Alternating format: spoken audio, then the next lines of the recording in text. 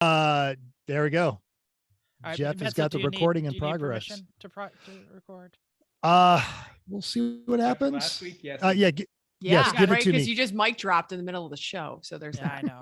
You got it. Okay, I'm All gonna right. push. I'm gonna play the I am music. recording. Kick this pig. Please, not the pig. Poor pig. Right? Why? Pig always gets trouble. Welcome to Everyone Racers, a show designed for the world of low-dollar racing and oddball car culture. It doesn't matter what kind of Lemma Champ or Lucky Track Dog League you run, SEC or NASA, we won't discriminate, as long as you drive it hard and built it yourself. Join us each week for tech discussions, tips, tricks, news and notes in the world of amateur endurance racing, and whether it's on the spot hella sweet or we're lucky enough and Chrissy gives us just a tip, we're sure you'll giggle a little and learn even less. Everyone report to the paddock. This is Chris. This is Chrissy. I'm Jeff. And I'm Mental. We are Everyone Racers. Thanks for listening to a general episode of our podcast. It's episode 235, recorded on March 16th. And on this day in 1968, General Motors produced its 100 millionth automobile, the Oldsmobile Tornado. So if you're not driving an Oldsmobile, your father's or otherwise, or any other car for that matter, bust out that E1R bingo card. You never know. And if you get bingo, we haven't had bingo in a while. Take a snap and send it to us. But we're going to kick this off, as we so often do, with a what you working on. And looking through all of this, I feel like I want to know who's. Yeah, I do too. Go ahead. You were ready to. I'm just saying, at least the 100 millionth car was a decent car of General Motors. Like a 68 Tornado, actually pretty decent. Like you raced one. You with the Spank. Yeah, exactly. Totally. So this is why we couldn't let this go. We're like, we've driven this car. We got to talk about it. At Sonoma, no less. We got to talk about it. Right. And then he put the seat back in it and sold it like street legal. So it's a big. That's the boy. Transverse mounted V8 455 Oldsmobile, right? It's longitudinal. Yes. Oh, it's longitudinal. Front drive, but longitudinal, but it had that chain drive transmission to make it front drive. The transmission was actually under the engine, but the engine still had its crank pulley at the radiator in the front. And I'm very sure 1968 GM totally worked out all the bugs. No problem. It was better than average. That chain drive transmission, they ended up putting that in that GMC motorhome thing. I was going to say the entire cradle went into the front of the motorhome. Right. And it survived well in that. So good on them, GM. Also the Eldorado, same basic platform, flat floor luxury, front and back seat. Totally. Yep. Okay. It's a big. Welcome to Everyone General Motors. Yeah. Podcast for the Malaise fans among you. But looking through our notes, I think the most interesting one is Jeff. So we'll go ask Chris, what you working on? The Civic. Duh. I've been in wiring hell for a long time now, but I'm actually coming out of it. We're doing a K24 swapping our EG Civic to make a new race car. And I had all of the wires apart to make sure things were in the right place and get rid of things we don't need. But as of the end of last night, I actually had electrical power to the car. The gauges are confirmed to be working. All the lights are confirmed to be working, and the starter key actually turns the engine over. So those are all successful things, right? Next step is why doesn't the fuel pump come on? So let's chase the fuel pump relay and see what that is. Needs fuel pump. Always needs fuel pump. Right. But that's okay. Lots of other successes. Car's getting closer.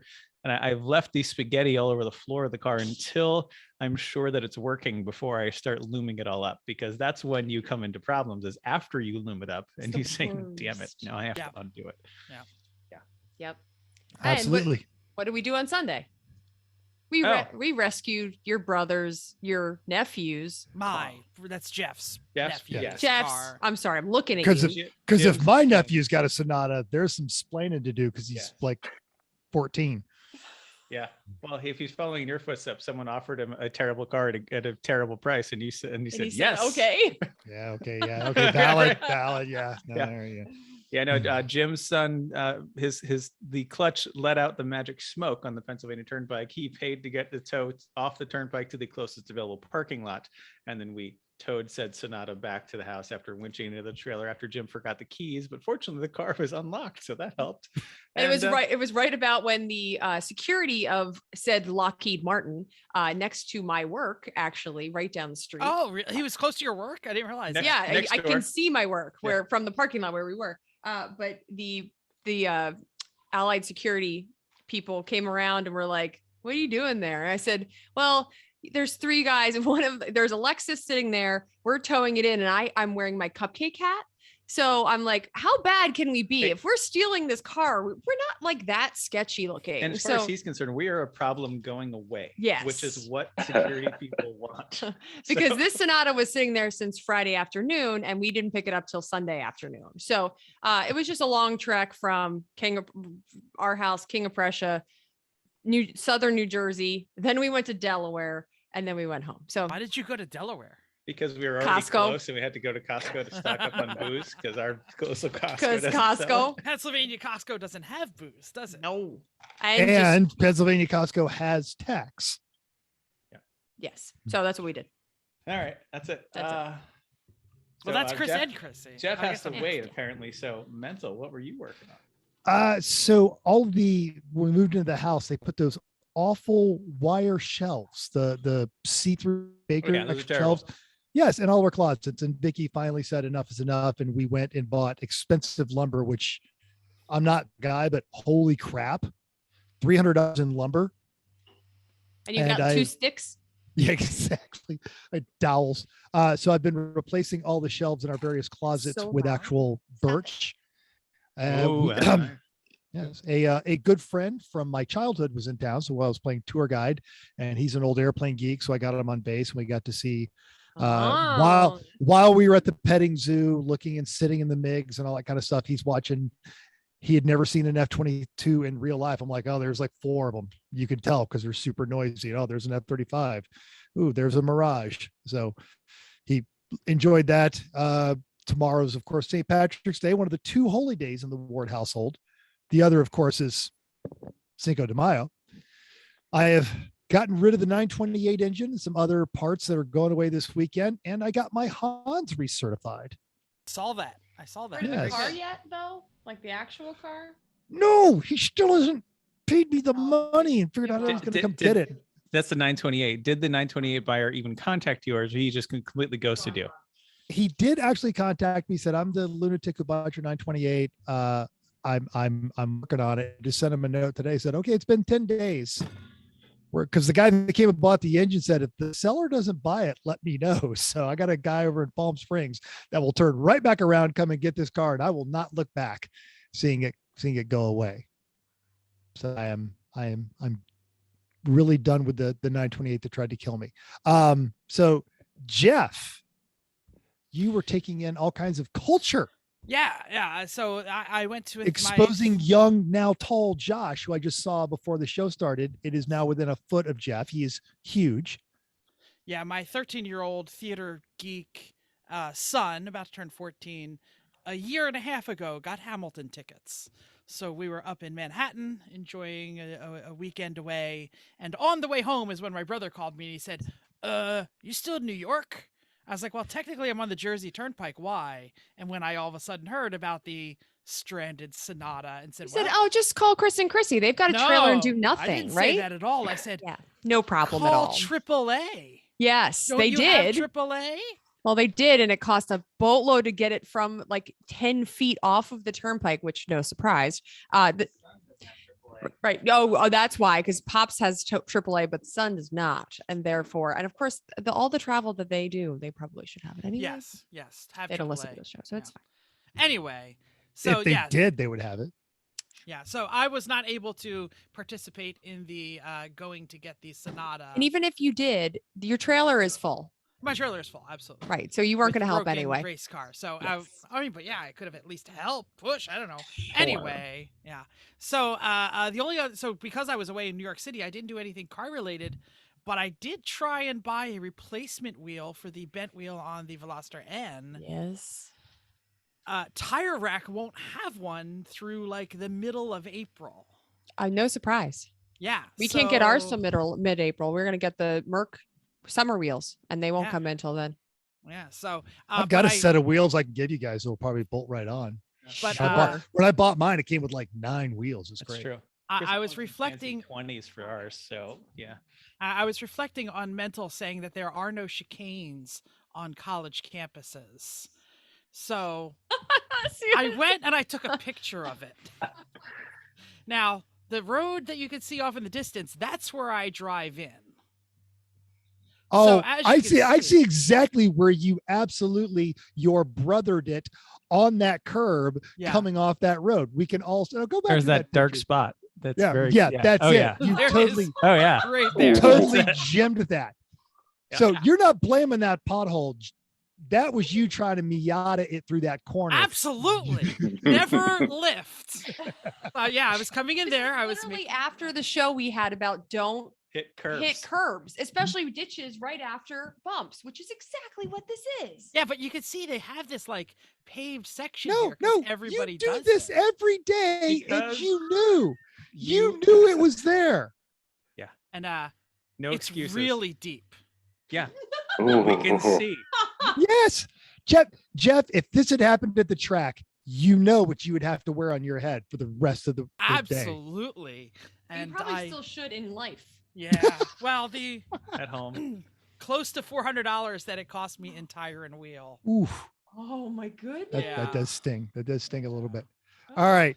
So Now, if you've been paying attention and if you listen to the show, you have noticed a new voice in our group, and it is Jake. Jake, before I butcher your last name, how do we pronounce it? We've already- It's pronounced Thiewes. It's German, at least we're Ah, pretty sure. We were going with Oh. Thiewes. Okay. Most people Jake- do. Okay. Yeah. Yeah. So Okay. I went to Germany once and they all got it right. So I think it's German. there you go. There Well, we now go. you say All it. right. You're, Well, Jake, yeah, I get it. He's the resident German here, so He is. but you I know. failed at it, so Well, I just didn't think about it. Oh, well. But he lived there, so it's fine. Okay. Now, Jake Thiewes from Out Motorsports is our. I blew it again. I'm terrible Close, about this. very close. But he is our guest for this episode. And Jake, you have some Porsche related content that you were working on. Yeah, and it's actually I'm not working on it because there's still a warranty on my 8-year-old car. So this is great. So I have a Cayenne diesel. I have a 2013 Cayenne diesel. Oh, the V10? unicorn. No, the V6 TDI. The- Okay, yeah, we but got it tows 10,000 pounds. That's an amazing. They're car. phenomenal cars. I Yes. got it last summer. I had a Ram 1500 that I sold for like $5,000 profit. So then it's like, well, now I need a car. So it's a 13 Cayenne diesel. I picked it up. It still had a Dieselgate warranty because they certified the entire long block and all the emissions components for 10 years from the date of first sale, That's wonderful. or 120,000 miles. And I'm like way under that. So there's also a line in the warranty booklet that says any disputes are to be settled in favor of the customer. yeah. So what Who wrote that? I bet somebody. I checked don't that. know. Not Porsche. Probably a lawyer who owned a Cayenne diesel. Exactly. So this is the same 3-liter TDI that's in the Touareg diesel, the Q7 diesel. I think some Q5s got it, some Audi sedans. But anyway, with Dieselgate, they fix them by basically doing a software update. And these motors are generally really stout, except they like to leak oil as they age.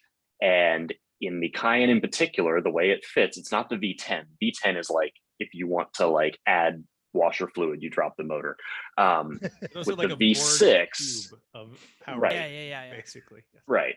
So with the V6 TDI, they leak oil from places in the back, and it is an engine out repair. And we were towing home from dropping my race car off, and it chimed and said oil level low. So I pulled over and put some in, and then I looked like, the following morning, and it was like leaving spots on the ground, and the belly pan was wet. And according to a friend of mine who's a tech, that belly pan can hold a couple quarts of oil Oh, as it leaks. So the technician will get like a faceful. Anyway, I took it to the dealer, and there's a whole separate blog I need to write about the dealer that will charge me $725 for an oil change. Ugh. I'm not paying them for that part, but they're covering the entire repair under warranty. So my Cayenne is currently 4 miles from my apartment with the entire front subframe on a table while they reseal the entire motor. Oh, Wow. Isn't that wonderful? That is Someone Yeah. else working on your car for free and making Yeah. it better. just hopefully they do a good job putting it together. Yeah. Well, the service advisor said she actually brought the tech out to meet me, who's going to do the work, and he's been there for 25 years. Oh, good. So I'm sure he's I done have- more of these than he wants to admit. You know what you should do someday when he's working on it? Just stop by and give him some brownies. Not No, I've thought about like we donuts did or that one something. time. We just Yeah. stop by and give them. Well, that was when my Z4 was almost totaled and they basically repainted the whole car. And so a handshake with $100 in it was we did give them cookies. and cookies. Yeah. Right. So I'm just saying, like, we No, care. I We care I about plan you. on doing something like that because they're gonna have it for like a month, and it's like a long time to get the parts. And according to people online, you get like the repair order that says like this would have cost you X and it cost you $0. This is like a $10,000 repair Yeah. because Yeah. the service advisor called me and she's awesome to talk to. She goes, yeah, while it's out, we're just resealing everything, which works for me, Yeah. but it's a lot of work. So that's what's going on. And then my race car's at the shop being picked up tomorrow on the way to VIR. Awesome. Awesome. So- That's great. Yeah. Well, what kind of race car? Don't leave our listeners in suspense. I have a 1995 E36 325 that is a NASA Spec 3 race car. Boring. It is Say that, but magenta yes, electric nice. pink. It is the least thing from boring. Yeah. Okay, Pink. fair is- enough. It is the brightest pink that I could get Mako to spray it. Mako to spray it. That's good. It's a $400 paint job. I actually know that car because it is on a sign on my door of my office. Because since we talked to you several weeks ago by email, I'm trying to convince some of my students to attend some of your events. So Oh, I have okay. like your calendar and your car up there. So Okay. no takers yet, but we'll get somebody sooner. or Well, later. you can tell them I'm much cooler and better looking in person than on this podcast. Oh, I didn't even mention you. I was just saying, what's your car stuff? Even better. All right. So cool. Okay, Is it Chrissy, that what Chrissy kind of walked away? I'll say what kind of acoustics do we have in the hotel room, Chrissy? This is news and notes time. Oh, Doris just okay. Usually All she right. yells. All right. Yes, we Not get allowed a to yell great anymore. echo in the living room. I'm not yelling anymore. Okay. All right, Who's got a story? take a long drag from the vape pen for this one. The STI is no more. In a press release, Subaru stated their new focus on electrification as well as automotive industry shift towards more EVs and alleged environmental stewardship. Quote, as part of that effort, Subaru Corporation is exploring opportunities for the next generation WRX STI, including electrification. In the meantime, a next generation internal combustion engine WRX STI will not be produced based upon the new WRX platform. Now, all is not gone. There are some indications the STI might return as a performance electric band. Again, quoting Subaru, future sports performance cars should evolve to meet the needs of a changing marketplace and the regulations and requirements for greenhouse gases, zero emissions vehicles, and corporate average fuel economy. And you can read that entire story by Matt Polsky at The Truth About Cars. It's linked in our show notes. That's not a surprise, is it really?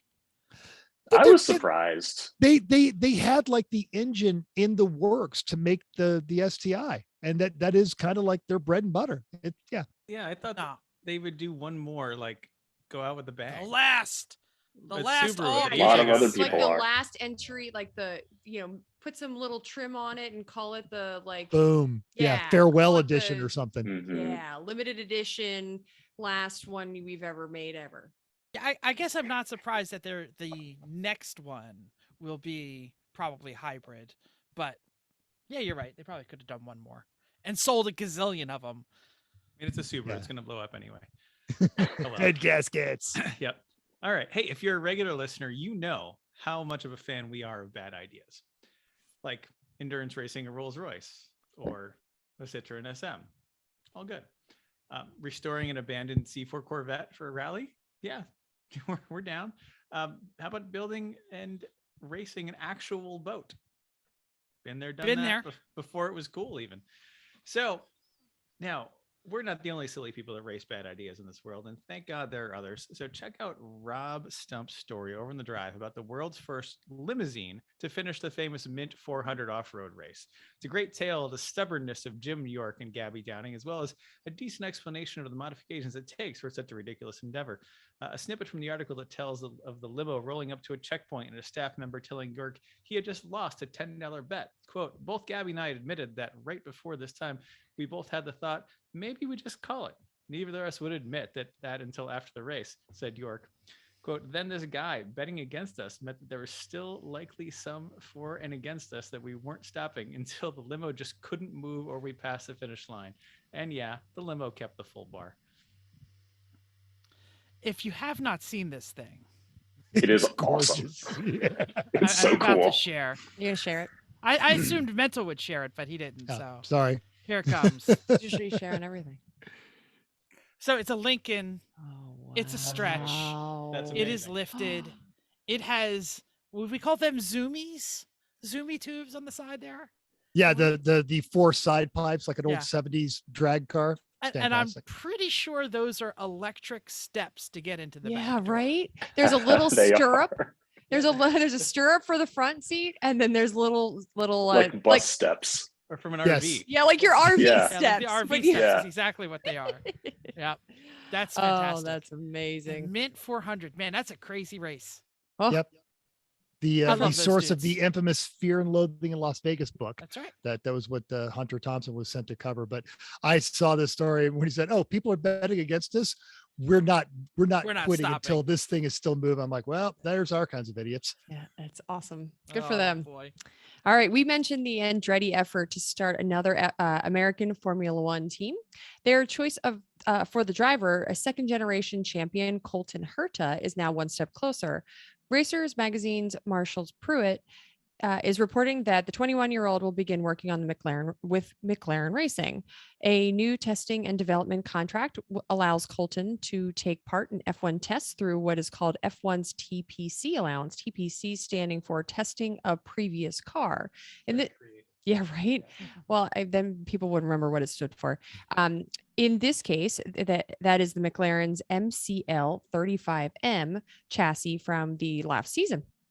Herta is likely to be joined by other racers in McLaren's TPC pool, and right now that allocation is not for the Free Practice 1 or FP1 sessions.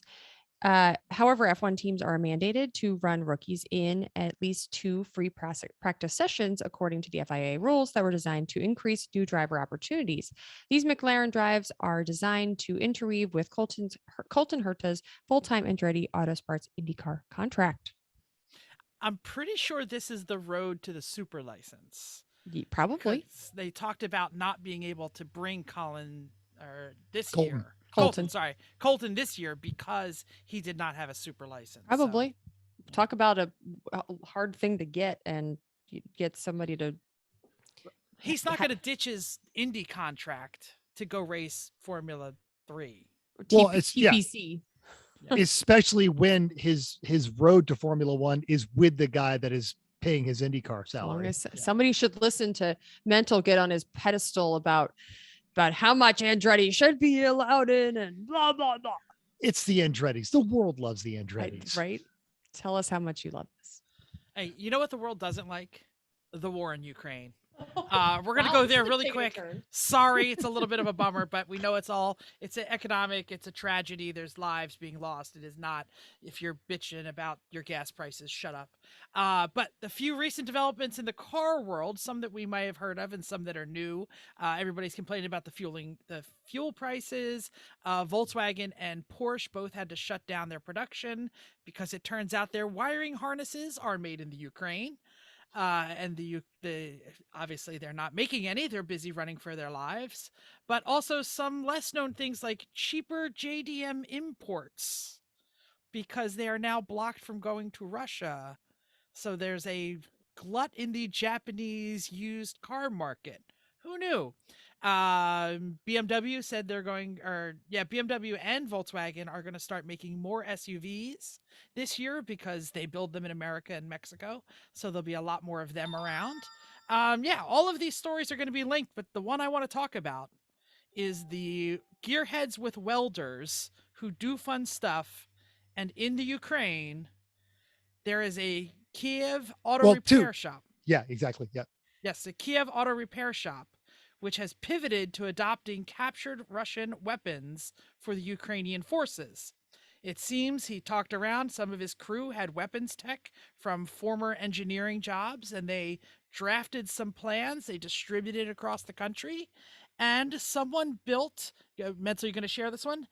This fabulous BMW, I believe it is a 6 Series convertible into what is now called a technical.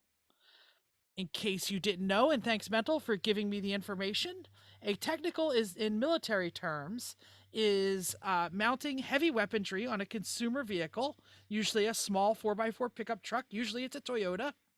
And the reason is simple. It allows for a serious firepower and a high mobility at low cost. But as you can read in the linked article, Ukraine weapons tracker, there's no reason a luxury BMW ragtop can't do the same thing. A BMW carrying again, thank you Mental for finding this out, an NSV, which is a Soviet designed 12.7 millimeter, or basically a 50 cal machine gun mounted in the trunk of a convertible BMW. Absolutely. Because if you're going to be doing some running and gunning, do it with some style. And no one cares about the Bengal design trunk lid. Machine gun in it. Yes.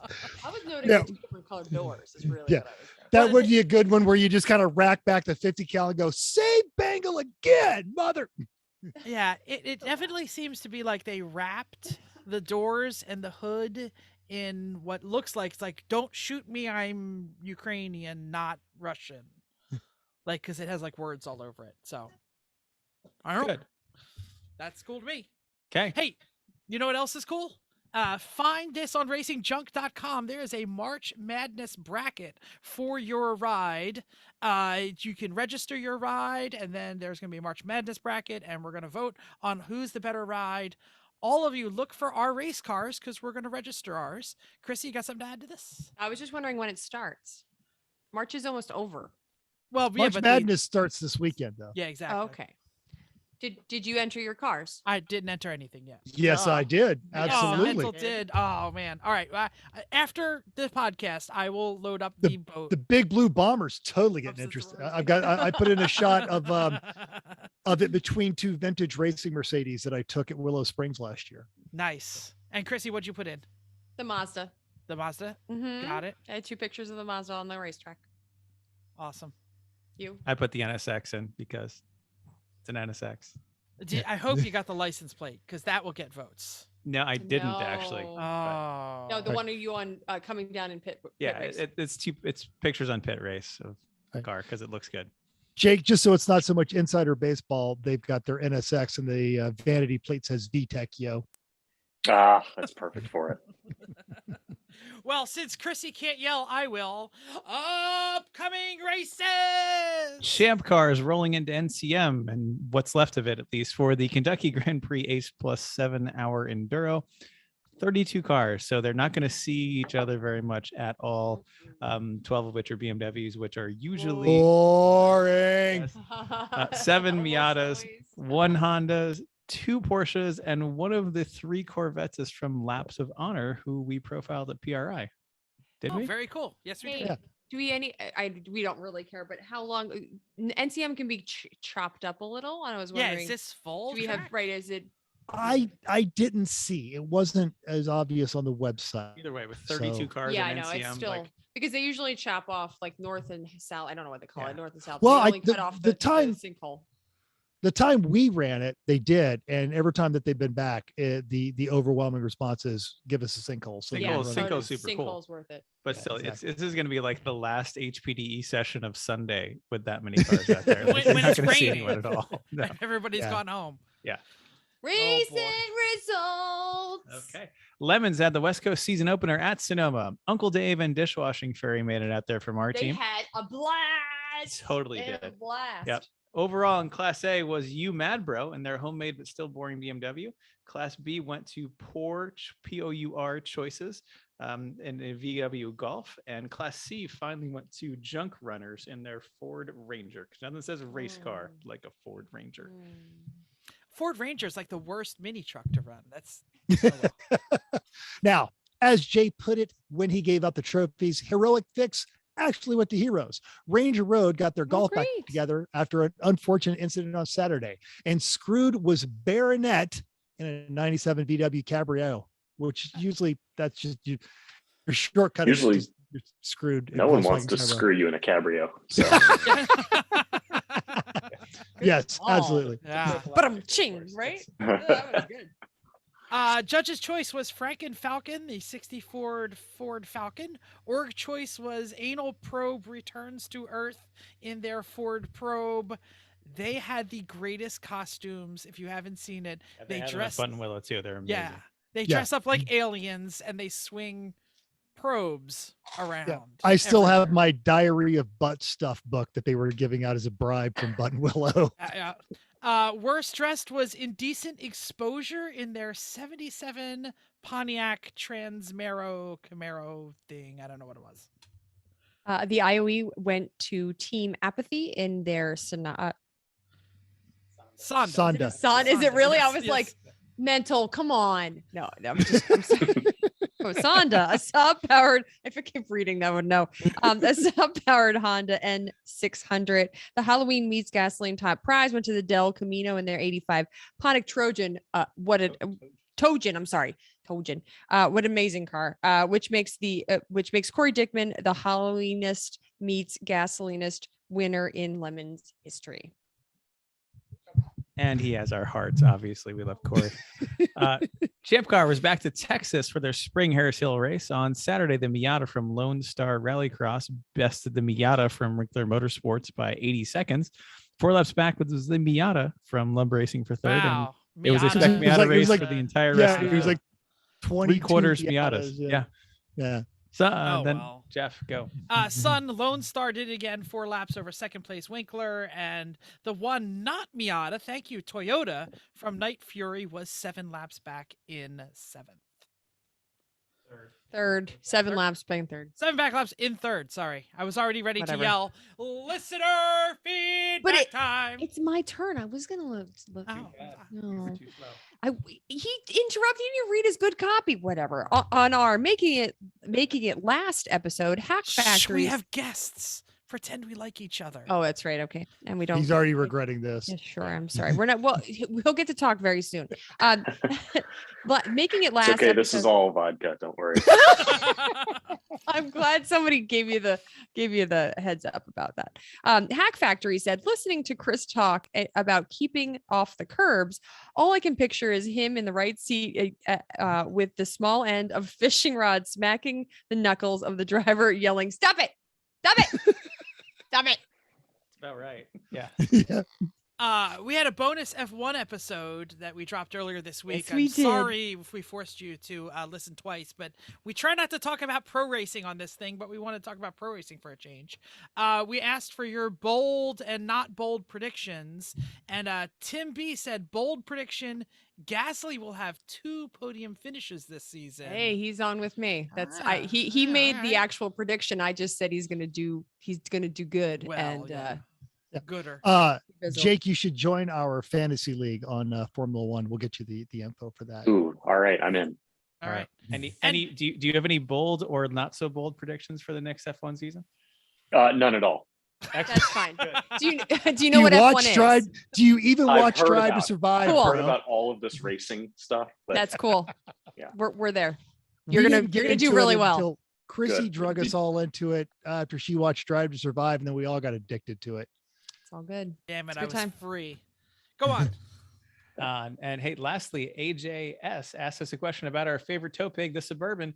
Random question. Going to look at an 03 Suburban 2500 tow rig later this week. Any words of wisdom Chris may be able to offer and things to look for besides the basics? Quadra steer truck. So that's what we have is an 03 Suburban 2500 Quadra steer. It's wonderful at truck things. I hate the fact that it's still a 4-speed automatic transmission though. Like that just kills me going up hills and stuff. Like I just want 6 gears, please. Like please, but no, I can't have them. But in general, it's just look for all the LS stuff. Like the front end's probably going to need something. But if it's been generally maintained, it's fine. Brake lines are probably going to need to be replaced because they do on all of them at that point. Watch out for rust, especially in the rockers. The mechanics are really simple. It's probably going to have 1, 2, 3 bolt heads cracked off on the exhaust manifolds because that's what they do. It's totally normal. Yep. But the quadristeer has been super reliable in ours. The only thing I've done that's different quadristeer wise is I've replaced the outer tie rod ends, and that was like $20 each from Rock Auto. But otherwise, the car will turn in the same radius as a Honda Accord, and it's a Suburban. God, that's incredible. It's backing a trailer into something with that is the coolest thing ever. It's fun to watch. I really wanted a quadristeer truck. My first ever tow vehicle was a 05 Yukon Denali. So almost the same TMT 800. Yeah. It was the prettiest truck that was the least reliable vehicle I've ever owned. And that's a shame. it was a one owner dealer maintained vehicle in Northern Virginia from people who clearly had money. So I was like dumbfounded. Everything broke on mine. But quadristeer is so cool. And is it one of those things where like if you just leave it turned on and use it, it stays working? I think so. Because like people complain, oh, it breaks and you can't fix it and you can't get the parts. And I feel like it's one of those things where if you just like don't disable it and let it keep trying to turn the wheels, it'll probably keep working. No, we always leave it on because why wouldn't you? It works great. Right. And I'm not really good at driving actual trucks because I have quadristeer. So because you can just like whip this thing anywhere. Things into other when I drive somebody else's truck, I just back into stuff. I mean, we've had it for 10 years. It has 193,000 miles on it, and really the only quadristeer related issue we've had was the outer tie rods, which okay, right. I mean, whatever. That's where what motor's in yours? Is it a 6.0? 6 liter 4L80. So like that's the reason I wanted the 2500 because what's going to go wrong with that? And like and the stuff that's gone wrong is like not much considering the age and mileage and use case for this. The only time we really drive it is pulling things, except all the time right now. Well, yeah, now this is the one problem we have. Stupid GM readiness monitors on the emissions thing. They don't set below 45 degrees. And so now it's over 45 degrees. I'm finally driving it to get the stupid thing done to get my emissions. But whatever. Then when it's done, I can start driving the NSX. Also, ours is not pretty because it's like the gold beige color. Oh, yeah. All of them were. GM Grays. They painted every car they made that color for like 5 years. It's really ugly. So I would not say it's a pretty It is car. good for not looking dirty. Dirt. Yes. Yeah. Yes. Really good. Mine was that like Grage. that color shifty like blue green metallic. Oh, that's pretty though. Yeah, that's what it was beautiful. It just leaked every fluid it had, and then the brake lines rotted, and then the transmission started slipping, and I could go on. But like, if you care for them, they're good. I think the last people just didn't with mine. Well, you didn't get a $10,000 warranty repair to reseal exactly. that. No. Yes. No, Okay, no. good. Yeah. Not from a GM dealer. No. As we record this, there is actually the Lemons iRacing Sim Racing is going on, but of course we still have our E1R iRacing. And we did it on Monday night as usual. We went to Wild West Motorsports Park, which is an off-road, jumpy, dirty track thing. And we took the Pro 2 trucks and Legends for the first race. Well, it was most of us in Pro 2 trucks. Tyler had a Legend. And amazingly, as usual, the Pro 2 trucks and Legends are about the same speed overall, depending on where you go. We should mention the Pro 2 trucks just go straight through all the turns, while the Legends actually have to follow the course. Yes. Where in the dirt, the Pro 2 trucks are very good at the jumps, but the Legends are actually better at the turning and things. So it actually all works out really nicely. So that was fun. And then the second race was all of the dirt race cars we could find. They're made for circle track stuff, but putting them on the jumpy course, the late models and the modifieds and the sprint cars. And apparently the big block modified was the best, but it was also like it was a 1 lap here. It was entirely uncontrollable except for like the 1 lap you could get it to work. So silly things, but that's why we do it sometimes. And this is a silly race week. It was fun. Yes. Good times had by most. Now, in a recent interview on Sky Sports, Lewis Hamilton revealed that while he is quite proud of the Hamilton name, he does wish to change his name to incorporate his mother's surname. Larballister is the best I could come up with into his name. Do you know whose name we should all incorporate into our names? I was wondering where you were going with this. Because I'd like to be known as W. Christian Mental. Hi, Chrissy's mom, Ward. she's gonna like that, and that's a new one. That's good. It's a That's good far out. thing. And Hi, Chrissy's mom.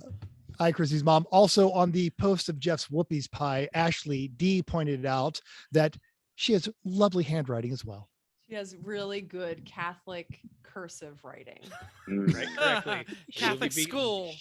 She tells me all the time about how I have a lot of Catholic handwriting, Not and it's nearly as good. oh no, because I no, Because you went to boarding school for 4 years. That ruined it. I Main topic time. Is this for me? I don't know. I don't know who's doing the Yeah, intro. Who's you doing go. the intro? Yeah, you just You're good. Sure. Hi, everyone. This week, in case you haven't heard, we're talking to, and I'm going to do it again because I forgot how to say it already, Jake Thiewes. That is Oh, sir. Closer. Yeah, we're going to get there. Who is the a title for Out Motorsports? Are you the owner proprietor of Out Motorsports? Yeah. Owner, proprietor, founder, editor in chief. because you yeah, go. your Any and all of signature that. block just has your name in Out Motorsports, so very Yeah. unpretentious. Yeah. But yeah, so Out Motorsports is a multimedia company that does events and a website and reviews and a YouTube channel and everything else. I don't want to steal your thunder and try and give your mission statement. So why don't you tell us what exactly is Out Motorsports? Yeah. So at its core, we are a community first and foremost, by and for the LGBTQ community, who are into cars and amateur motorsports. Me and a friend got started doing this longer than I want to remember at this point, because we both realized we were both out gay men having a pretty good time doing amateur motorsport, and we didn't see a whole lot of people like us. And we figured, hey, maybe people aren't really encouraged to commit to something that's largely been, portrayed as being for cisgender straight white men. So I hear you. we decided, So Yeah. we first decided to just start writing about our own adventures, and then we kind of grew everything, and it snowballed. And now we're hosting track events and road rallies, and we do new car reviews, and it's all been a whole lot of fun. That's awesome. So what came first? Was it the writing on the website, or was it the YouTube channel, or was it the events? It was the writing. Okay. So I've been working with NASA since I was in college, since I was 18 and a half, which really correlated with like the age and process by which I came out. So like all of my NASA family they were some of the first people I kind of, told about all of this. And the writing started as part of that. And I've always been kind of a writer. So it was like, oh, cool. If I start this is a great place to just talk about how my weekend went, and the car broke and I fixed it and I drove it into a tree. And, that's what really started everything. And then we did a little bit with events, and then finally started doing YouTube, because it's another great way to make, connect with people that may not be on Facebook, Instagram, other social. I remember seeing the video you guys made on, because I've been I internet know you from the GRM forum. We've been there for a long time, right? So Yeah. The off-roading in terrible off-road cars video, that was great. That trip was so fun. Yeah. I bought one of my many terrible BMWs I've had. I had a 2001 X5 for that. The hero of that weekend was two friends that are a couple from Florida drove up in a like 94 Subaru Legacy wagon on STI wheels. And they the tire sidewall was like this big. They immediately ripped a hole in the sidewall and did the entire 2 days of off-roading on the original donut spare. Oh, And like Wow. drove That's it excellent. out of town on the donuts. Like it was just fine. So That's excellent. yeah, that trip that's was good. awesome. Yeah, I'm glad you brought up the fact that you're trying to build a community. And Chrissy, who's not sitting in her seat right now, so I'll begin her. I'll speak for her briefly, but I usually don't, because that's I'm like right man's- here. I'm right here. Oh, right go ahead. Oh, hello. Gotta pour you a drink. It's No, right there. I was getting some water. Goodness That's fine. gracious. That's fine. But I wanted to go back to, you mentioned that sometimes didn't feel right being at the track. And we definitely know that we are deep in the cis white male area here because luckily we have Chrissy on our team who stands next to me. And I go, I can't believe they said that to you frequently. We've had whole conversations where it's like, wait, you really feel that way? Like you're the only person, and then like I get out of the car and it's me, and you're just like, Mhm. oh, weird. That was you driving? Yeah. I mean, it's taken a long time to get that way, but I'm sure you understand. Yes. Yeah. And I have a lot of friends who are women in motorsport that get a lot of comments like that, like a shocking amount. Yeah. You I know mean, a lot about cars for a girl. Right. I can't believe you know how to strap your own car in the trailer. It's like do you think she has a single digit IQ? Like this, come on. I was going to say, Ratchet I've straps. seen single digit IQs. I was gonna strap say, cars to it has trailers. nothing to do with actual IQ. It's Right. actually just, do you have motivation?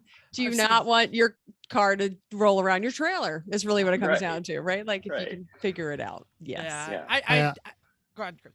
Well, I was gonna say I've got a student that when she was 15, her dad gave her an E30, and the dad wanted a stick shift, and he goes, well, so she grabbed a wrench and she converted it to a manual before she had her driver's license, and she's Nice. in graduate school now. She'll take it to BMW shows all the time. She's actually a pretty good driver as well, and people always still in friggin' 2022 come up and go, oh wow, that's a stick. Yeah. Is it yours? Yeah. You drove it here? No, dumbass. I pushed it. I live in San Right. Diego. And Yeah. half of them where you say Wow. like, can you drive it? Like maybe Right. not. Yes. Yeah. And even fewer of them. Well, yeah, here's the keys. Take it. Oh, you don't know how? Shut up. Right.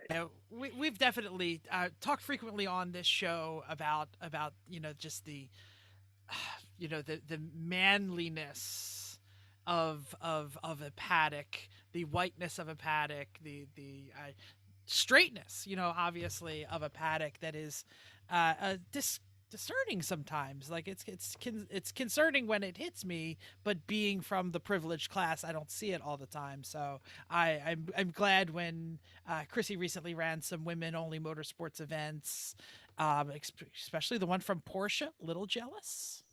Bad jealous. I was a lot Yeah. jealous. Heck yeah. That was great. Yeah. So I don't want to go too far in it, but like, so when you were, for out motorsports, what's your main motivation? Is it to get more people feeling more comfortable, or to give a space where maybe you can draw people in, or is it, are you hitting a community that you don't think is getting marketed to? I mean, I think yes to all of that. I have a couple thoughts. So, I mean, my biggest thing with hosting track events at this point, I'm a really big believer that doing HPDE and autocross and like any sort of like low stakes motorsport, even once or twice in your life, makes you a better driver on the street, makes you safer. Like everyone should do it. My mom has done it. My dad has done, like everyone gets it. However, it is really tough to convince a group of people to come do it when they don't see themselves represented in marketing, in photos from the events, online conversations that happen where people, feel a little more free to show who they are. So, one focus of me hosting these is it's not even that I'm marketing to you, it's that the host of the event looks like and is like you. So it's not meant to be exclusionary. And we've had a lot of cis straight people come to our past events. But, it's very rare that you will go to a motorsport event and have an out gay man standing in the back of a pickup truck hosting the driver's meeting. So, if I can be that person, then great. And if that means that people then go on to do NASA, SCCA, Champ, Lemons, whatever, even better. And if they don't, and they can avoid a crash on the street, okay. Yeah. Because I do want to touch on this. You had an article on the website, and then you've got the video as well. And I love the cars that you had showed up to your Summit Point event. I mean, what just some of these, and I'm going to steal a quote for, actually, would you read the quote if you could see it on your notes about Yeah, it starts? Yeah. this was so fun. Okay, so here's what I wrote. We had everything from an AMC Eagle to a Daewoo Lanos to a Dodge Aries.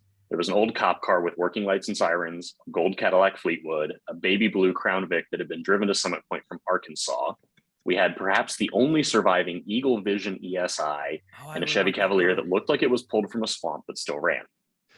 We were at Summit Point a decade ago when someone gave an Eagle ESI over to the staff because the limits had just quit doing the People's Curse, but everybody wanted to watch a car get destroyed. So they put it out there on that firing range that they have out there. Yeah. Just shot the whole thing up because it was like, this car is so bad. Here it is for free if you promise to destroy it. So I love that one made it to the track. Yeah. That's quite a list there. That was specifically what was it? Orphan car weekend. Orphan makes and models. Yeah. Orphan makes and models. Yeah. So with all of these events we've done, we did the all-wheel drive off-roaders that shouldn't be off-roaded. We did a rally cross of cars your grandparents would love. And every year we're trying to do a new theme. This is amazing. That's if you've ever seen a Mercedes S-Class at full opposite lock in the dirt, like you have not lived until you've seen that, because it will do it. A six-cylinder S-Class will do it. You are speaking my language. Everything right up until six-cylinder. If it was a V8 S-Class, but that $1,500 budget. Raise your hand if you're the only one on the podcast who has never had a Mercedes. So there you go. Yeah. Does not bleed the three-pointed star. You could still get there. 8-time consecutive Formula One champion. You've got 6 weeks until our event. You can Ooh. What is the theme of the next coming event? So this last year was Orphan makes and models, so stuff you can't buy anymore in the US. The theme this year, because the car market is so nuts, we went a little more generic. So it's favorite family haulers. So the benefit to this is the way insurance is written for this event, because we are doing autocross format on a racetrack. Autocross rules basically apply, which means anything that's unibody can come, which means minivans and station wagons and small crossovers are all okay. Excellent. So my hope is to see one of every General Motors U-body represented. I don't know if that will happen. What does autocross on a racetrack look like? That's just cones on the track? So take a race circuit, cut it in half, start from point A, go to point B, which takes you to the halfway point go for best time. We might have some cones on the straightaway to slow you down, although with a lot of these cars, like a Dodge Aries can't go very fast. It's just, they're factory limited. Yeah. They try really hard. I think but all then of them we'll do, don't they? Well, they all do. Yeah. So we'll run from. What's the date on this one? This is May 7th and 8th. It's Mother's Day weekend. If anyone wants to come and is concerned about that, just bring your mom. She's invited. There you go. Bam. We raced Father's Day weekend forever. And at Mother's Day. Summit Point. At Summit Point. And Mother's Day. Yeah. In fact, it was Mother's Day at Sebring. If you brought your mom, you got a free entry. Chrissy, do you bring your mom in her Mazda 5? Her Mazda 5 fits the theme. That would fit the theme. Or Snowflake, which is that can't go. Oh yes. That body on frame can't go, but the Mazda 5 already has ponies. True. It might do better than it should. It'll probably be all right. The problem is. And we've got a link, obviously, to your webpage on on our show notes, and specifically that event. And that's why I wanted to make sure, because it is listed on there. That is just fantastic. I love the idea of family haulers doing that sort of thing. That's great. Right up I our think alley. Be so fun. We are long roof aficionados around here. So yes. We are. My mind immediately went to wagons. So. I think a lot of people are looking for wagons. I think it's just a challenge of what you can find. The other problem that my friend who had the Eagle last year has brought up is that some people don't want to keep these things when they're done. So you have to think about resale. It took him almost 3 months to sell the Eagle. And it was a nice car. So he was looking at, I think, a Buick wagon, like a a Century, like an A Nice. body or something, with the wood Oh, paneling. yeah. Oh yeah. And he was like, "This is perfect." And he's a realtor here in DC. And he goes, "First of all, I can't put clients in this. And how am I going to sell that in DC when I'm done with it?" So he's looking for other cars. He But- puts it on Virginia's Facebook marketplace and then just says in DC. Right. So we'll see. Oh, Okay. that is so our kind of silly. Yeah, absolutely. So, you do track days. We already mentioned that. You also Mhm. do rallies, and we are Yeah. also rally fans. But tell us about what your rally formats are like. Specifically, the Longwood one has my antenna up. So, So yeah, so this, like, road rallies might be a bit of a misnomer. This is something we wanted to add this year where, for people who may think a track day is a bit too much of a commitment, they just want to get out and meet some people. Maybe they don't have a car they can use on the track. We just want to have a reason to get people together, drive on some nice back roads, and like do a lot of social stuff at the end of the day. So it's like an all day thing, point A to point B, lead yeah, car, a follow tour. car. Tour. Yeah, Absolutely. kind of a tour sort of deal. Back road So tour. we've got one 2 weekends from now that will end at Longwood Gardens. Oh. So very excited for that. And then we're doing 3 more later in the year. So kind of all up and down the East Coast for now. My hope is to do this elsewhere too. But get there at some point. That Is is there just any fantastic. points, or is it just have a good It's time? just to come and have fun. Cool. Yeah. I And assume we'll there's end a- at some different spot every time. So I was like gonna we'll say end it, there's a place to get a beer and wine at the end. I'm sure. right? exactly. Yeah. Yeah. Nothing wrong with we've- that. Yeah. Now, in shifting a little bit, and if you're remotely interested in this for the gearhead aspect of it, or trying to find a community, because what I also love looking on your events page, you host a I believe monthly Zoom meeting where you guys are just talking about silly car So stuff. I imagine. we give topics for those too. So those started as a COVID activity because we couldn't get together in person when Mhm. everything first went down. So initially we started doing them weekly, and then said, "Hey, there's an appetite for this. Would you all keep doing this if we did it like once a month on a cadence?" And we just got together. So we have over 130 members paying to do this. Not everyone comes to every call, but Oh, that's fantastic. pretty good numbers. And yeah, it's the first Wednesday of every month, and we have people calling in from as far away as Australia, and we've had people call in from England, all the different coasts in the US. And yeah, we pick a topic that is, should appeal to pretty much everyone, and they can have something to say. And we kind of do you get 5 minutes to talk, pass the ball to someone else, because with 40 That's some people on a call, exactly it can what get you really need. loud. Yeah. What are some of the topics? Oh, the last one we did was cars of your exes, which was a spicy one. So topics like that, you Purple have Geo to track. Oh, I'm sorry. We're not supposed to chat about now, right? you have to cut people off with open-ended Yeah. things like that. You could go on forever. Yeah, that was the most recent one. I think the one upcoming is your weirdest or most expensive repair or repair bill. You have one of Spurred those. on by my yeah, right. This was spurred by Right. the Porsche. Personal experience. So yeah, I have a really long list. I had a lot of the members send in suggestions, so I just have a big list to pick from every month. Fantastic. That's That's awesome. awesome. Yeah, it's funny. Every week we ask for our listeners to give us topics for show ideas, and I think we've received 0 in 5 years. I know. so- We've gotten One from one guy. All the stuff he doesn't want to cover on his podcast. Or That's true. doesn't feel equipped. All right. Now this is and I'm probably going to completely screw up even asking this question, but it's a valid question, I think, for people like me. My whole thing at the track is I truly do not care, political orientation, any of that kind of stuff. Do you like cars? Do you not like cars? Kind of a Right. deal. But I know I do this, and luckily when I'm really overt about it, some friends will correct me. But what are unconscious biases or microaggressions? Which I know that's a hot topic word because we don't like to know that we are making people uncomfortable, especially when we're genuinely not trying to. And there's a tendency to try and put that back on the, but it's a microaggression where you create this environment that makes people feel unwelcome. Particularly at motorsports events, given your background and your heritage and how you came to this. And I love that the people you came out to first are your gearheads. That is amazing to me. But what are we unconsciously doing that is creating a barrier or an environment?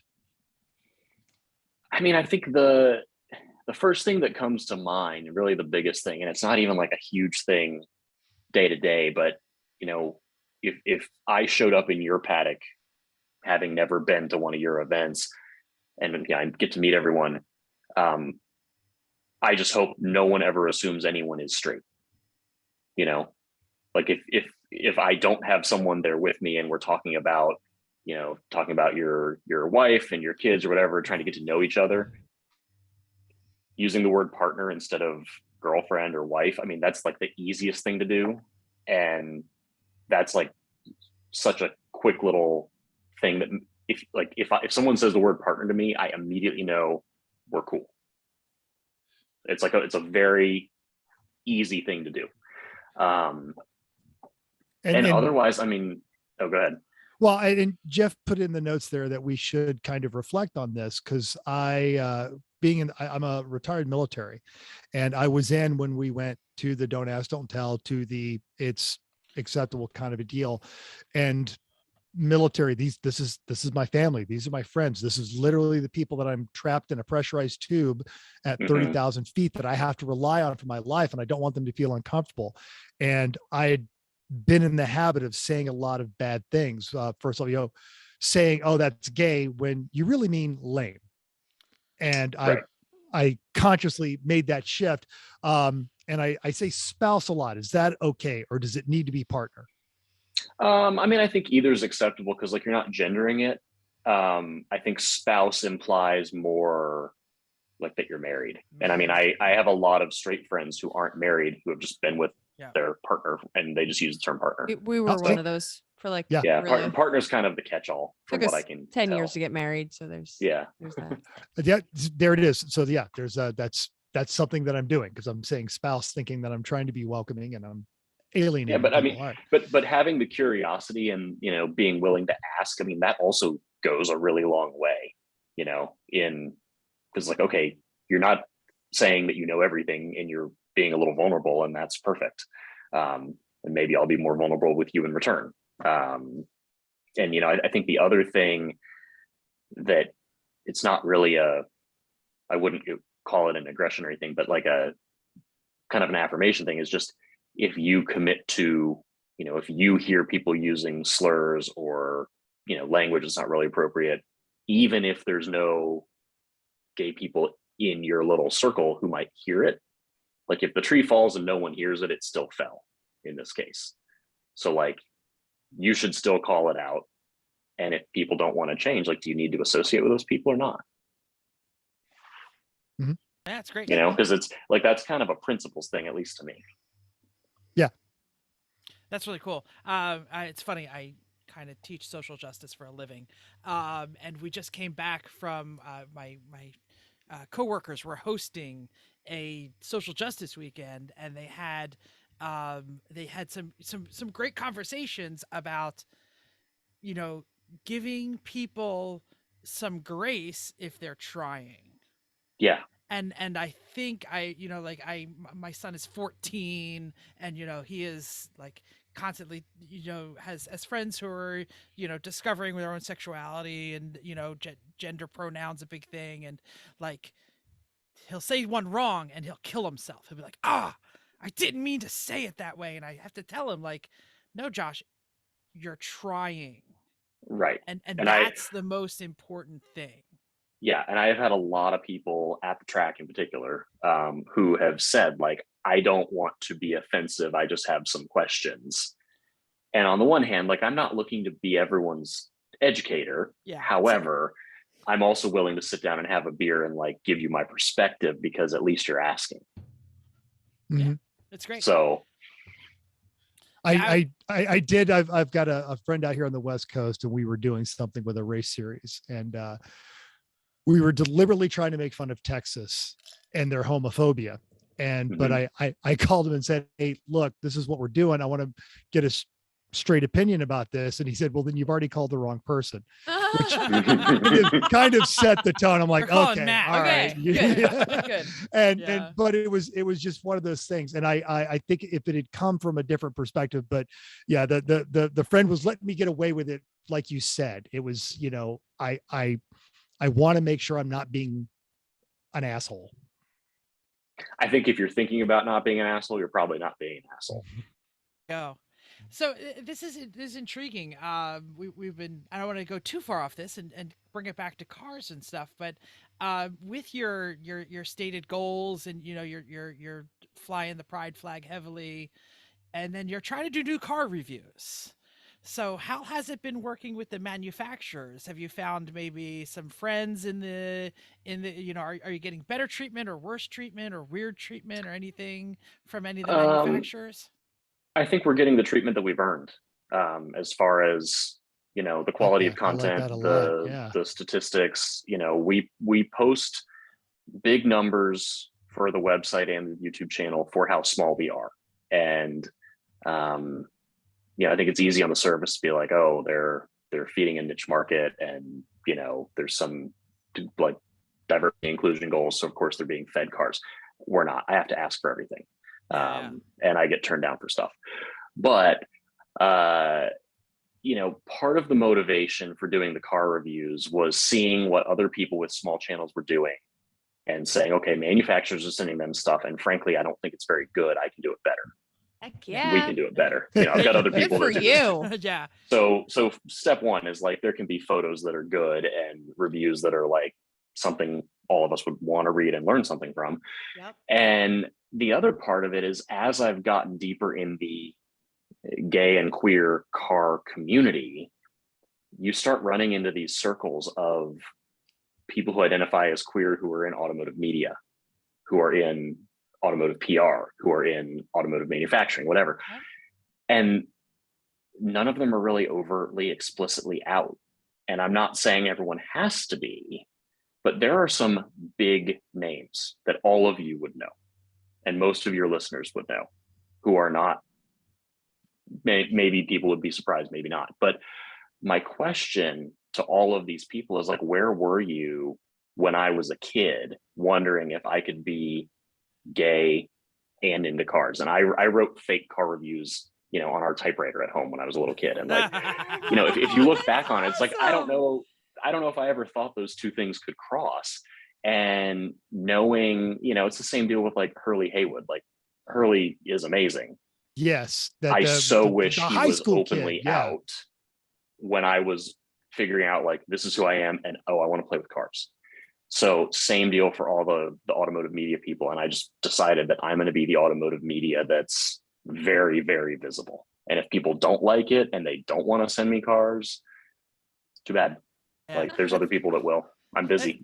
That's funny. The first automotive journalist I ever hung out with was Brett Burke. When he was writing for Vanity Fair. And when he says hung out with, what he really means is trapped poor Brett in the back seat of a 72 Lincoln Continental for 5 days from New York to New Orleans. Oh God! In the summer. Brett had enough bourbon to keep him satisfied back there for a while. He broke down a lot, and he walked to the liquor store. This was a long time ago. That was early mid 2000s. Yeah, when he was still writing for Vanity Fair. Before he moved to Car and Driver, before he became, he was the guy who wrote the Gay Uncle book. You know what I mean? He wasn't an automotive journalist. It was almost like gay journalist who happens to be doing automotive content. Mm-hmm. And, we were doing a cross country rally, New York to New Orleans. And he posted on the forums like, hey, would anyone allow me to, embed with your team? And I was like, yeah. And then I was like, because I want the press. Right. Like, it had nothing to do. I don't think on that trip we actually should have wanted the press. No, it was a terrible trip, but a real experience though. Like, no doubt. He did. Yes. The one funny thing that I know that happened was we broke down 7 times in the first day. It was a 73 Lincoln Continental. We were leaving from Staten Island. We had broken down, I guess, about 4 or 5 times at that point, and we're on the Beltway, and he's in the back seat, and he goes, "Do you hear that clicking sound? It like seems to be like wheel speed." And I'm like, It's fine. "Shut up, journalist. What do you know about cars? I built this thing. What haven't I He fixed didn't say that though. Like, don't. That's in my brain. That was in my brain. No, I was Right. gonna say, like, journalist- you're not an ass. Like, yeah, you- the well, you didn't journalist say that. doesn't know about car. 2 minutes later, blowout. We had already picked up something in the tire tread. Yeah, that was No, you're much nicer than that. Oh, absolutely, yeah. And Brett has been a friend since he came back a couple times, but we've actually, yeah. Anyway, so yeah, He's one I would love to meet. We've chatted on Instagram and not met yet, but as I said, circles, yeah, seem to be running tighter and tighter. So he is a great guy. So if you ever do get a chance, yeah, don't mention me. He'll be like that guy. Like, I He nearly don't know killed you. me. He's gonna be like, wait, what? He'll Who are you sit in the talking corner and start crying a lot and bring me bourbon now. No, since he moved out of New York PTSD. City, I really haven't seen him in years and years. So, but anyway, no, but it's great to hear that the content is really coming your way and the cars are coming your way, and it's not about trying to feed a market, because I think that would be kind of disappointing. Yeah, it would be. It'd be kind of disingenuous. The one thing that's been really cool that we're doing as part of the track events is something that has been manufacturer funded, that has come out of, I think, desire to support, I&D sort of efforts. But we are giving away 5 entries and 5 hotel rooms per track event we're hosting. Oh, Whoa. that's So awesome. we have a manufacturer funded scholarship program in effect to get people here who maybe couldn't afford it. No, and wait, that I is- haven't read that anywhere on your site or anything. Is this like an exclusive? Are you talking about that for the first time? Because we're going to here? tell everybody it's an exclusive. No, we've given away the ones for May excellent. already. We had an application process and a little committee and everything, and we'll post the link to apply for October closer to the date. That's cool. You said it's manufactured. Do you want to shout them out? Give them some press? Yeah, a 1,000,000%. Toyota, Mazda, and Michelin have all made this happen. That is To awesome. the tune of a lot of money. And I have a call tomorrow. Chevrolet has decided what they're going to do as well. I don't know what, but I'll find out tomorrow. Oh, awesome. So, ask yeah. for a Corvette. That's what I'm saying. That could probably be made to happen. Yeah. I did talk to Cadillac as part of the May event, and there will be a Blackwing in attendance. Oh, come on. So if that's motivation to come, Clear my schedule now. I got to start looking at Southwest flights. yeah. That's great. So very manly topic here, but I love your tow pig reviews. Thank you. Your truck That was reviews something have that been no one else was fantastic. doing. Absolutely, And that's what I said. I said that he's it's- actually towing with the cars. These Right. And trucks. truly, like, you read all these reviews and, watch these videos, and everyone's like, it'll go very detailed on, really disappointed it has halogen turn signal bulbs. And then they get into the, and it can tow 8,000 pounds next. And it's like, well, for a lot of people that matters. Like, is it good or not? So Yeah. I wanted to do it. And every manufacturer's been supportive of the idea. They love the fact that someone wants to do it. That's great. So we already mentioned we have an 02 in the. I think I have the youngest tow pig in the fleet, and it's a 2012 Nissan Titan. So Okay. sooner or later, we're buying a new tow pig. What's out there? What's been cool? What's your current suggestion? Because 5 years from now, it'll be on the used market, and we can pick it up. Well, I enjoyed the F-150 Power Boost, the one that's the hybrid, because you can plug your trailer 240 volt into the truck, and it acts as a generator in the paddock if you don't have power. So you can have your trailer powered with AC or heat or whatever, and the truck will run for it's like a gallon per hour that it can run on your gas tank. So, it's an EcoBoost that pulls like a freight train, and then it's got a hybrid battery and electric motor, and it's a generator. It's way better on fuel in the paddock than my little Yamaha 3500. Seriously, and quiet. actually. Seriously? Yeah. Yeah. So that was a really cool one. I'm waiting to drive the updated Silverado that's got Super Cruise, because Chevy has added Super Cruise with towing, That's the and Oh, I am admittedly yes. terrified to try this. I Chris am really has scared. a dream. I yeah. am so not. we all have this dream at the end of a paddock weekend, the race weekend, to say to the car, drive me home. The truck. Exactly. And that's it. I don't want autonomous driving on my way to work. You know, I listen to the radio, I get involved, I yell at people that use their turn signals. But on Sunday at the end of a track Mhm. day, that is when I want my vehicle to drive me home. And I Yeah. keep telling, you know, all the automotive manufacturers that don't listen to this podcast, build me an autonomous RV. So I can Yeah. just Yeah. crack open a beer, lay back on the couch. I'll put a seatbelt on. I'm okay Yeah, with that. Right. Totally. And take me home. Well, we'll We- see what Super Cruise does, but they're adding it for some trims for 2023, I think. So And I Coming know soon. they've been testing it on the Denali, so it's not like it's new tech. The So, Cadillac. Yeah. Yeah. yeah, it started with the Escalade, and then they've added it. It's like the Silverado High Country and Sierra Denali, I think, get it. So Okay. excited for that. And then the other one that was a surprise that I did not think would be very good with an enclosed trailer behind it. I had a Jeep Gladiator diesel that I adored. Really? Like Might have old- some of the most personality of any new car in the market, especially with the diesel like clattering away. Torque for days, I imagine. It's got torque. It's got a long wheelbase. The rear end is basically Ram 1500 coil spring stuff, and hold my enclosed just fine. and looks cool around town. Like Yeah, I and it's a wish convertible. Gladiators like were somewhat affordable or somewhat like okay to drive without a trailer. Because The problem is that if you take away the fact that it can tow, it's a big Wrangler, and Wranglers Just- are, penalty box. yeah, especially for new car money. Wranglers Yeah. are like, they're fun, but like I couldn't spend that kind of money on one. Jeep people are different Jeep people. And let's just say, I don't mean to insult Jeep people. I'm just No, not but you Jeep people. either get it or you don't. Yeah, exactly. That's why I have And a Veloster Don't they N. post I that don't on their want to vehicle. It's on every spare tire cover. Yeah, exactly. every- Exactly. Right. Life is I mean, life they is admit good. it. Yeah. I for a rally that we initially had a piece of garbage Cadillac that fell apart on us in Arizona. We ended up renting one of it wasn't the Gladiator, but the new Jeep Turbo 4-cylinder, but it's got the Mm. the 8-speed. What's the transmission on that It's one, Chris? Asian, isn't it? EF. It's the same ZF they put in everything. Yeah, the ZF Yeah. transmission, which magically transformed that vehicle, and aside from the suspension, was actually pleasant to drive from Las Vegas to West Texas, and Yeah, then on to the- Florida. Yeah.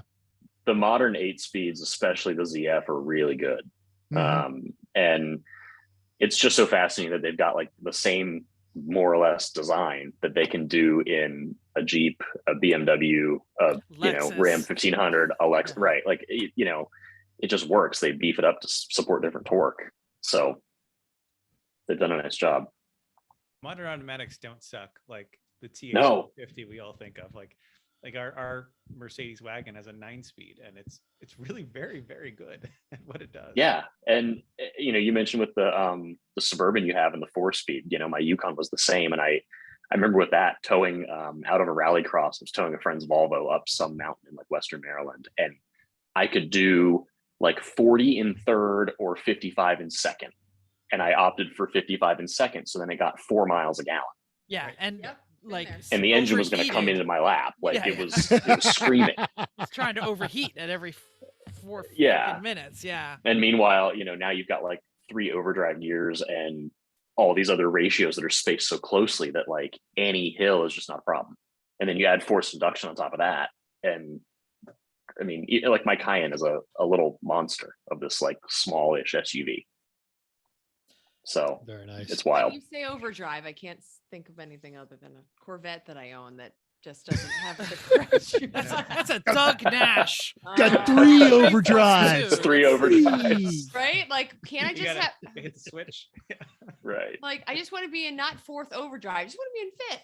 Nope. No, I just need all the over. Okay, I'm sorry. I digress. I was just when you say overdrive, I'm like, oh, This is the overdrive. exact definition of automatic transmissions have gotten way better. Right? It's You're the Doug so amazing Nash for a Corvette. Good. 3+2, whatever the hell that thing is. 7. Awesome. Yeah. Yeah. Someone throw this. Someone ask him this next to last one there.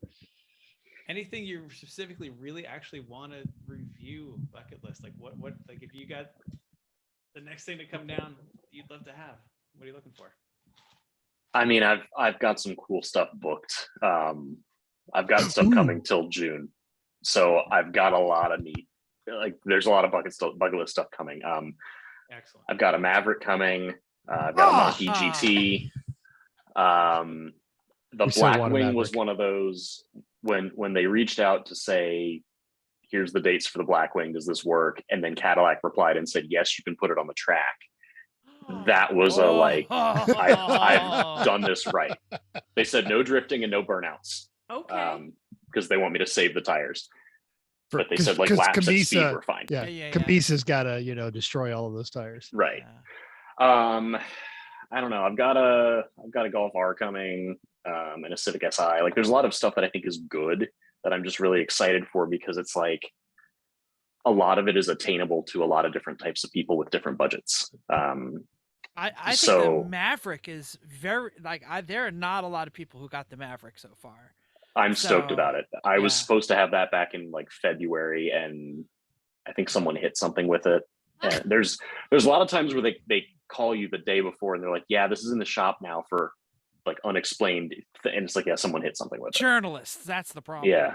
Oh, Yeah. no. So Maybe they were I'm trying hoping to I actually get apex it a this time. turn on their way to work. Right. That's on their, got a on their giant, college campus. is yeah, what got they a were giant, doing. yeah, giant pothole on that. Do you One know if goat. it's going to be the One eco goat. boost? One goat and goat for the rest of your life. Do you know if it's going to be the eco boost, or you're getting the I don't want to say baseline, but the powertrain I'm interested in is that the hybrid. entry level. Hybrid, Yeah. yeah. Yeah, so we have one of each in the local fleet. So like, we're all serviced out of different, whatever region you're in. Yeah. They have a big warehouse of cars for you. We have one of each. I'm pretty sure the one I'm getting is a Lariat EcoBoost with all-wheel drive. Usually they come fully loaded, which is a blessing and a curse. There is a like blue XL with Steely's hybrid front-wheel drive model in the fleet. Like, I just don't know if I'm getting it. the but model others that have had that everybody one. wants. Not everybody wants. All of us weirdo people want. Yeah. Right. Exactly. Yeah. But yeah, I'm That's- excited. That one's going to be.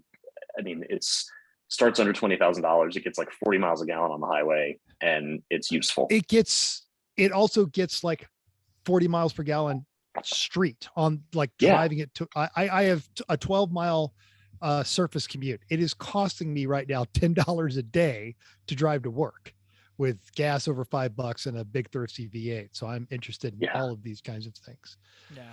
I can't Um, convince my wife to get one, but we're going to drive the Ioniq 5. So, Ooh.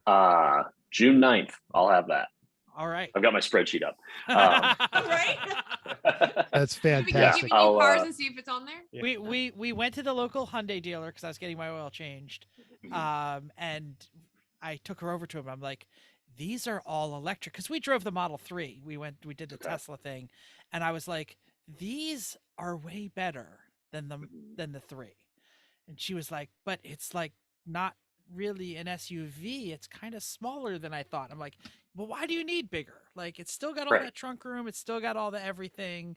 Like, so she's interested. We're gonna cross shop it Okay. with the Tucson plug-in. So Okay. and the Prime. We got a friend with a RAV4 Prime on his lot. So I had a Prime last year when those were like first new and hot, and I actually liked it quite a bit for what it was. It's like it's RAV4. It's exactly what you think, but you can go quite a big distance on just the battery. So Yeah. if that covers your day-to-day driving, then you never burn gas with it. yeah. They're is- impossible to find on the lot. And a friend who finished behind us at a Lemons race once by about a second and a half. Oh, the has- Johnson's guys. Shh, Fantastic. I'm trying not to. Hello. Shh, people will go buy them. I want them to From- wait there. They'll go buy them from our friend who races. All right, you're right. Johnson's Toyota up in southern New York. The guy's got like 3 or 4 of them on the lot, and he's like, "Come up Wow. anytime." Yeah. So That's thank you, fantastic. Steve Worth Jardine. driving. So this is again another one of those odd questions, because you said, I'm not trying to serve a niche market, but at the same time, you're clearly trying to, as you said, you know, I'm an out enthusiast gearhead. I can't be the only one. And you have clearly, not just from that, from talent, you've got all these cars in your calendar, so you're already driven, because I'm exhausted listening to your schedule. But you recognize that there is a market out there that it can enhance everything that we do with gearheads. What are your goals for out motorsports? Because now in my mind, I think ultimately the goal would be there's no need for it, because we all just come to the point of it doesn't matter. Are you at the track? You're one of us, kind of a deal. But what are your immediate, and then your 5-year and your 10-year kind of goals? Where do you see this whole thing? Yeah, so I think that the goal of not needing it is it's a very altruistic one, but I think is won't happen. Yes, but I would it's love that. That's the direction you still go in. Yeah. Yeah, and I mean, I think society always evolves. I think we'll get to we're at a decent point. I think we'll get to a better point. But I think there will always be an appeal in having events and content created for you by people who are like you.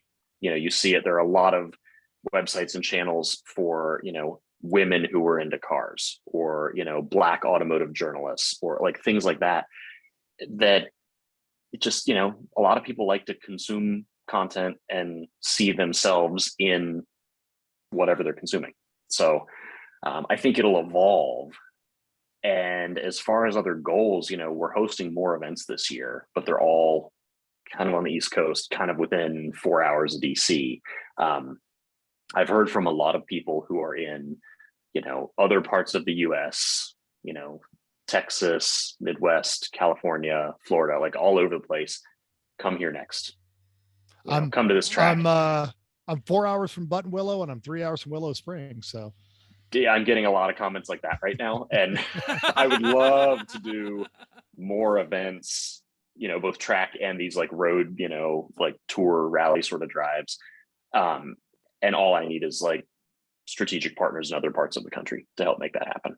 So I think we will get there. I would like to do more elsewhere next year. And I think I've got some friends who could help make that happen. So we'll see. And my, you said like the longer term 5-year sort of thing. I would love to quit my job and do this full time. There you go. Like, that's awesome. Is that like the at my dream, right? To be a full-time like YouTuber, author, journalist. Yeah, like and what was funny, I got promoted back in October at my day job, and we started having the conversation, me and my boss, talking about well, where do you want to grow from here, and where do you want to go? And my day job company knows that I do all this; they support all of it. But like the thing I didn't tell him super straight up was like, in 5 years, I don't know if I want to be here doing this. Like I like you guys, but very post-COVID conversation, right? Yeah. Like, what do you think your future is? Not at this effing desk, yo. Like, what are you talking about? Yeah. So we'll see if we can keep growing this thing, and I don't know. I think we can. Well, yeah, that kind of, I mean, again, I don't know if this is the right thing to say. I love that you're serving your community, but just purely as an enthusiast, there is legitimate content on this website. I mean, it's fantastic stuff. Like Jeff said, just no one else is doing toe pig reviews. Yeah. From, every race car driver needs something to haul their race car. Exactly. Yeah. And not everyone wants a 2500 series pickup truck. Or if they do, they want to know which is the best one. Mm-hmm. Yeah. I handed my wife the iPad with the RAV4 review. I didn't say, this is a LGBT review. It didn't matter. Right. It was just a review for the car on someone that I trust, like I've watched this guy's content. It wasn't you that did. I think it was the other guy on your site. I did the RAV. You did the RAV? No, yeah. There was another one then. The Ionic at the show. He had some, he did the video of the Ionic. That's what it was. It was the Ionic Yeah. video. Yeah. But anyway, is that your part? You said you had a partner in the business. Yeah. My friend Tyler helped start everything, Tyler, and he was living up by Philly, and now he's here near me. So we're going to try and do some stuff together video wise. So Hey, once he's a little more settled, we'll get 2 microphones and stand on camera and look like doofuses together. So Chris, Tyler also recently towed home a 944. Just saying. That doesn't mean it's a good choice. No. But yeah, I don't know how well it Not runs. I've been given one rule in this race team. I'm not Ew. allowed to purchase a 944. or a DSM. Yeah, but I don't want a DSM anymore. Right, I was I've gonna had say, like, one. if you bought they're one, we'd not just be anymore. like, No. no. Now they're getting expensive. Never mind. Anyway. Yeah. Okay. Anyway, Jake, you got to throw out. We've got a link in the show notes, obviously, to the website, to the calendar, to the article about. I love this 48, bizarro orphaned cars on a racetrack article. I'll put that right here on the YouTube. There you go. Yes, we'll have that video. That'll be fantastic. What other social media that general consumers of automotive content can find you on, or for people that might be looking for a safe space that want to see there? Where can they find you? We are on Facebook, Instagram, Twitter, and YouTube. And I made us a TikTok, and I don't know what to do with it, but you can follow us. We there. don't either, but we have follow one me. as well. My TikTok is Okay. Yeah, on E1R. fleek. We also have E1R TikTok. We have E1R Snapchat and Reddit. And we're making No it idea. up as we Oh, go good. Now along. we don't need the closing credits because Mental just did that for us. Okay, good. All right, Chris. This is Jake. This is the final segment of our show. Yeah, well, just obviously, thanks, Jake, for that. That was great. Thank you. Yes, Yeah, seriously. thanks for About what having you me. guys are doing. This is Stick wonderful. around, please. So, yeah, so our last segment, we vary this. This one is one of the ones that we do. It's called On the Spot, where On the spot. where one of us gives a question and doesn't tell everyone else what it is until we ask it, and then we got to go around the horn with a fairly brief answer. And Jake, you've basically already given us your answer, and this is inspired by that. So everyone else, and Jake, you can add one too. If you could get a random press vehicle in 3 weeks, what was the one random press vehicle you would like from the current manufacturer's fleet? I know, because we can't find one to drive. It's the Ioniq 5. Okay. We go to Hyundai and they're like, we got 3 of them. Sorry, they're sold. You're not allowed to touch them. Please don't breathe on it. Step back from the car.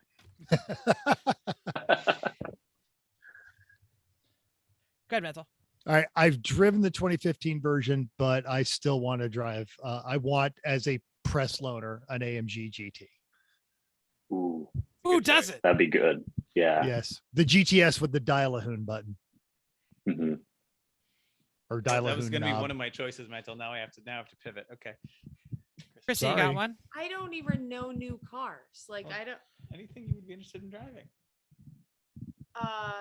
Oh, I know what you want to I know what you- drive. I mean, I haven't now. What? How about Taycan Cross Turismo GTS?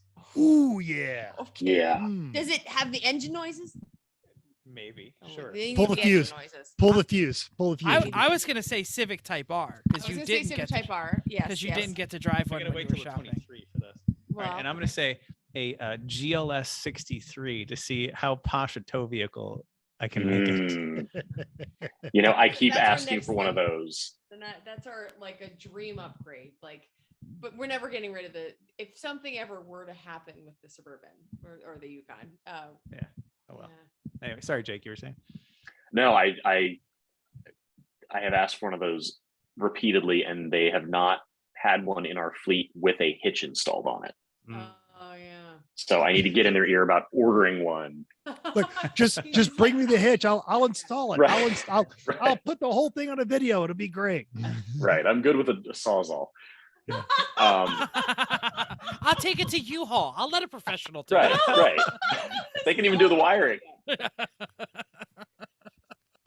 Oh. I'll give you another one. I know I said the Blackwing was like look mom, I made it sort of thing. Whenever the day comes where BMW agrees to send me a car, that will be a big deal because they have very high standards for who gets their stuff. Okay. Interesting. So I had a Mini Cooper recently, which I think sort of counts, but Dark green, very sexy. Getting there, Nice. getting there. it Oh, was yeah. it was beautiful. Six speed proper. Yes, it was a good car, but I want I An keep pitching actual- them with there are so many old BMWs of various ages in the enthusiast world. Send me a new one to do something with, and Yeah.